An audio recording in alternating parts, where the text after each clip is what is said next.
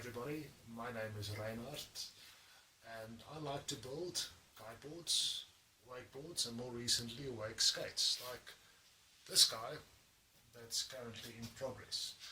Now I hope to finish this over the next 2 or so weeks as time and material allow. Now I'm going to be doing a couple of episodes to take you through how I build these boards and the setup, and maybe it's useful to some of you guys out there trying to do the same thing. Okay, so this is my vacuum setup. It's actually not mine, it's Kerry's. I get to borrow it from time to time and I've made some small adjustments. At the back here we have a fridge compressor that goes to a isolating valve. That goes to a pressure gauge and another valve that will allow air in and out. That then goes to my digital pressure switch. This is a home-built thing. It's not strictly necessary, but it is very useful if you want to make sure you have good results. So sometimes you get a leak in the bag. This thing will monitor the pressure after you finish the infusion and then activate the compressor again and maintain your vacuum. Right, so this is quite useful. It's like a fail-safe. Not strictly necessary, but useful to have. That is the pressure side of things. It goes into my little T-piece, and I have two vacuum lines. One vacuum line, this guy, goes to the pot and out again. Okay, this is the resin trap. If resin comes in here and accidentally fills up the line, it'll drip into the pot and not into my gauges or the rest of my vacuum setup.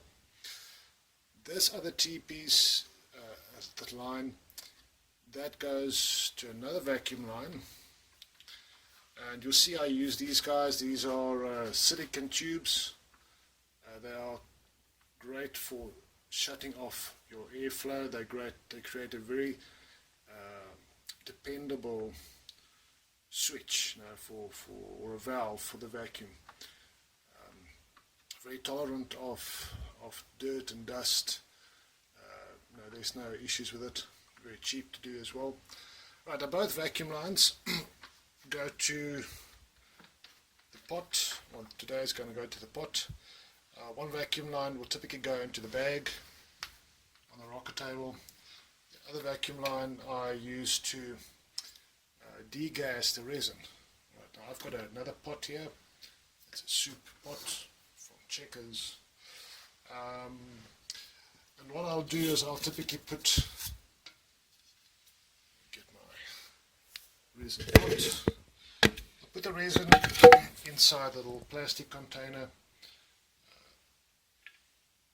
mix it up,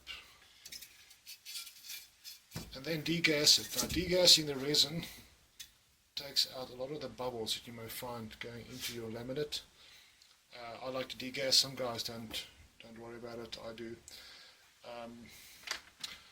So I'll typically have one line for degassing and one line for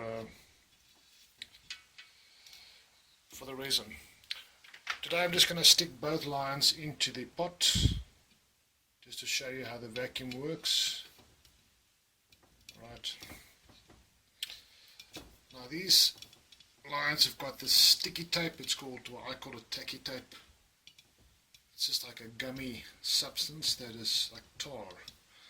It is very wonderful for maintaining a good seal. You'll see I've used that to seal all the possible places where air could come into the pot. Right, it's a great seal. Then I have this little guy over here. It's a small valve for letting air back into the pot, and the reason for that is I can then degas the resin and directly open this guy up to start the infusion. This saves a bit of time, and when you are pressed for time like you typically are with infusion resin, you don't have a lot of pot life, then every few minutes that you can save counts. Okay, so I'm going to kick off the compressor. Just make sure all my valves are, this valve is open at the back, This release valve is closed. Start the compressor. Right, and we should get the vacuum. Now this guy is relative to the current atmosphere, so it goes down to minus 0.8 bar, more or less, at full vacuum. This guy is absolute pressure, and it'll go the other way. But regardless, this will now run.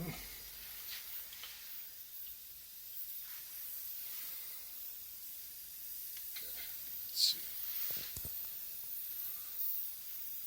Right, so now we wait for this thing to run, and put a full vacuum. It takes a bit of time. It's not a very powerful compressor, but it does the job. Okay, so we have reached minus 0.8 bar relative to atmosphere, or on this gauge it's around about 250 millibar absolute. That's typically sufficient for me to degas. I normally infuse at like minus 0.55, minus 0.6, somewhere around there. So this definitely will take all the bubbles out, and it shows me that my setup is quite strong. I don't have any serious leaks. Right, so I'm quite happy with that. I'm going to tie off my lines with a clamp. Right, so just to use a clamp, bend the tube. Right, one line, other line as well. Simply clamp it. Okay, so those are my two valves. They are now closed. They've closed the vacuum lines. If I switch off the compressor, I can also isolate the compressor at the back here, because the compressor does leak a little bit. Alright, and I should maintain vacuum at that level. Okay. Normally we'll leave this for a few minutes to see if it drops. Looks to be quite solid at this point in time. Okay, now my resin pot and the two lines have been isolated, and normally when I start infusion I will then open up this little valve. You will see or hear the rush of air as it goes in, and the little tube at the back goes down to the bottom because there's actually quite a lot of air. It can actually disturb your resin. Alright, so that will now allow atmosphere back into the resin pot, and if it was an infusion setup, you'll see the resin start flowing. On this side, my lines are still isolated. Okay, the pot is now back to atmosphere, and I can actually remove it. Let's try and pull out this guy over here. Yeah, okay. Good. So that's typically how I would work. Okay. Alright, next up, let's just remove the clamps from one of my existing lines. I'll do that. I'll just hold this by hand, and then we'll see what happens to the vacuum. Alright, so then that will open up.